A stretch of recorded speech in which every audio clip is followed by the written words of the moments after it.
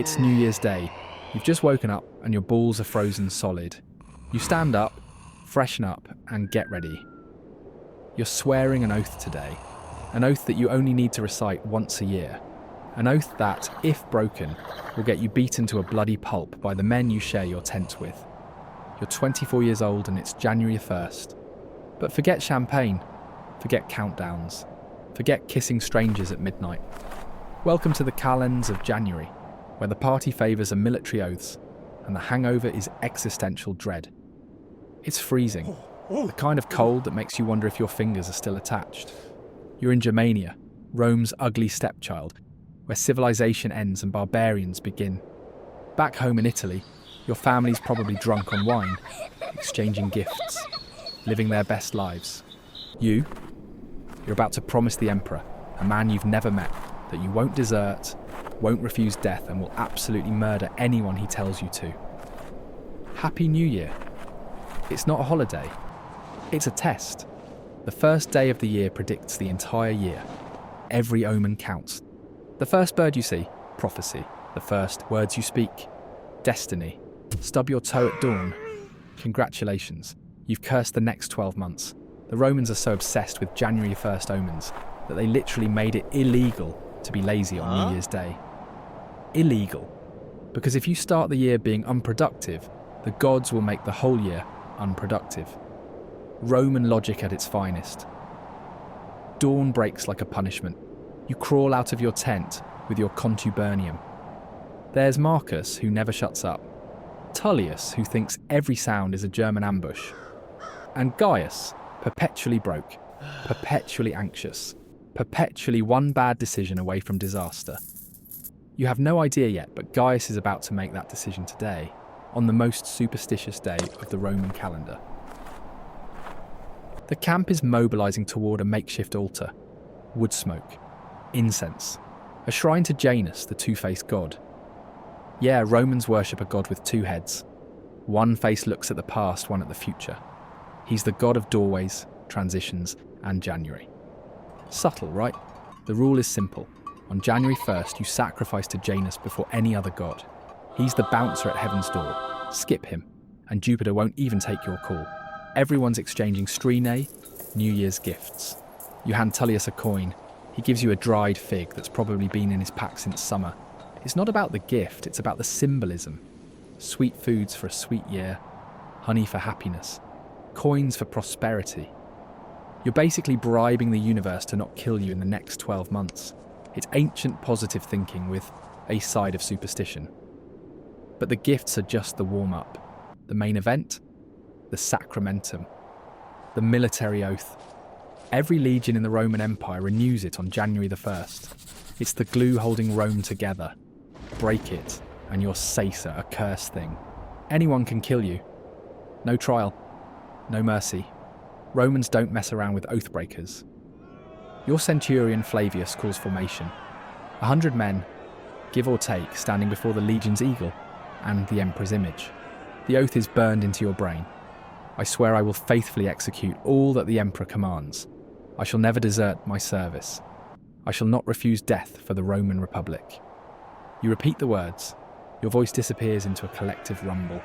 Every soldier swearing the same promise, binding themselves to a system that owns their bodies, their loyalty, their lives. This isn't a job, it's a pact with the gods themselves. Break it, and Rome will make an example of you so brutal that men will tell the story for decades. The ceremony ends and suddenly it's back to work. Because remember, January 1st can't be lazy, so you're hauling wood, sharpening swords, drilling in the freezing cold to prove to the gods that Rome is industrious. Meanwhile, you're thinking about how your friends back home are sleeping off hangovers, and you're trying not to lose toes to frostbite. Different times, man.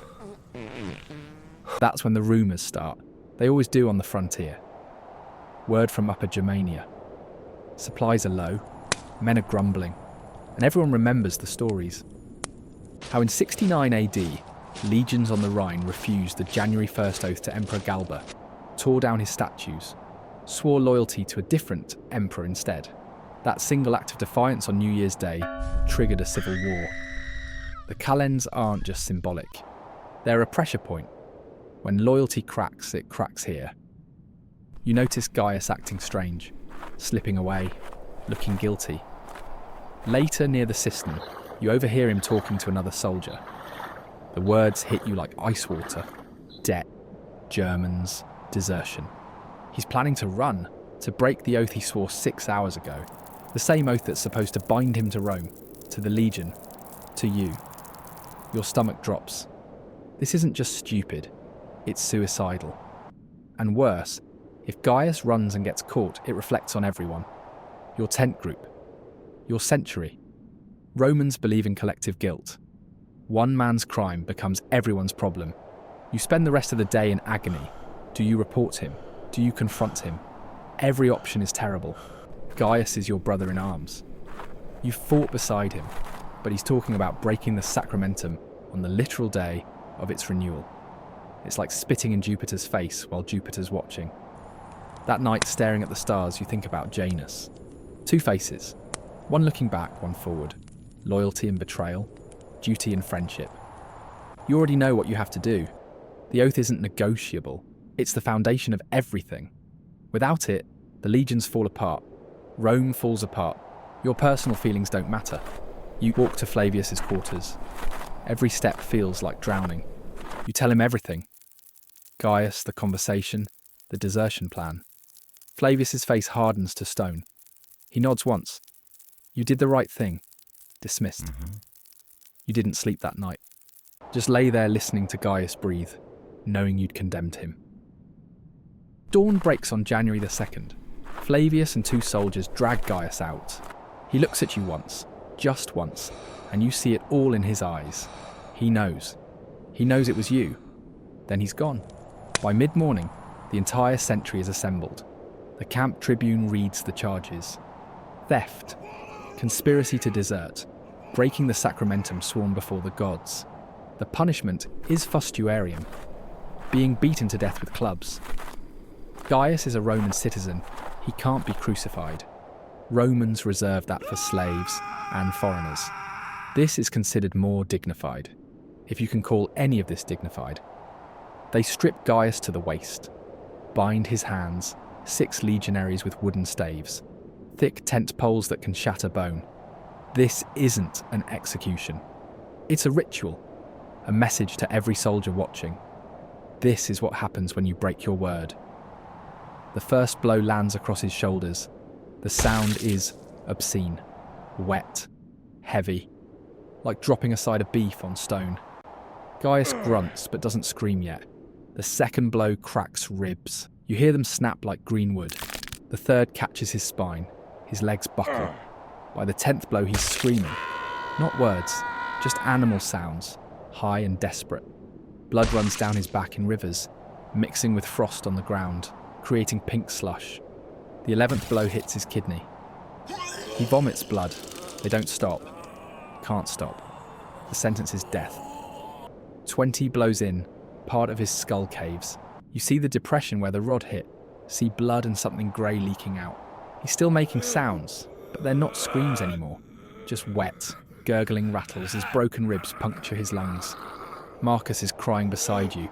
Tullius has his eyes shut, tears streaming. You force yourself to watch. You owe Gaius that, to witness what your loyalty to Rome costs. The 40th blow ends it. His body goes limp, blood everywhere. On the ground, on the soldiers, pooling under what used to be his head. His face is unrecognisable, pulp and broken bone, and one eye dangling from its socket like some grotesque joke. They drop him. He hits frozen earth with a wet slap. Nobody moves. The only sound is wind and a distant crow. Bad omen indeed. Flavius's voice cuts through the silence. Let this be a lesson. Rome demands loyalty. The Sacramentum is sacred. Break it, and this is your fate. 2 slaves load the corpse onto a cart like firewood. No ceremony. No prayers. Oathbreakers don't get funerals. They get dumped outside camp walls where dogs can have them. Within a week, bones. Within a month, forgotten. You walk back to your tent, hands shaking. You can still hear the rods hitting flesh. Still see that dangling eye. Still smell copper and bowels and death. This is what New Year's Day means in the Roman army. Not celebration. Consequence. That night, sitting by the Rhine, you pull out the coin Tullius gave you yesterday. The Strine gift for a sweet year. There's a dark spot on it. You look closer. Blood. Gaius's blood, sprayed far enough to reach you during the beating. Nobody in your tent speaks to you. They know you reported him.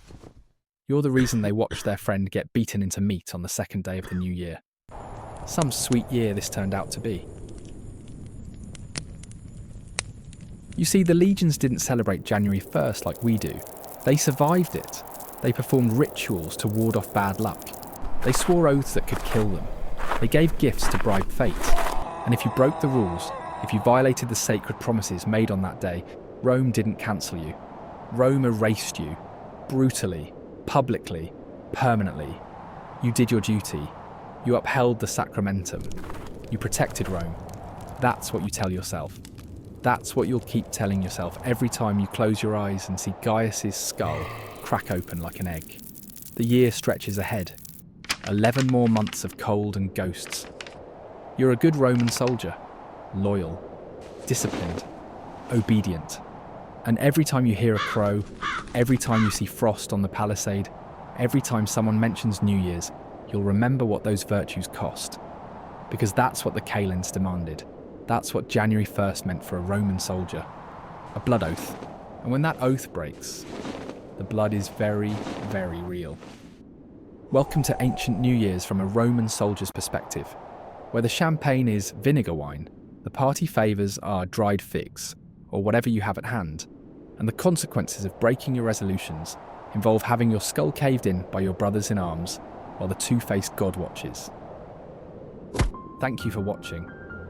If you want more stories like this, please subscribe and leave a comment on where you'd like to be transported to next.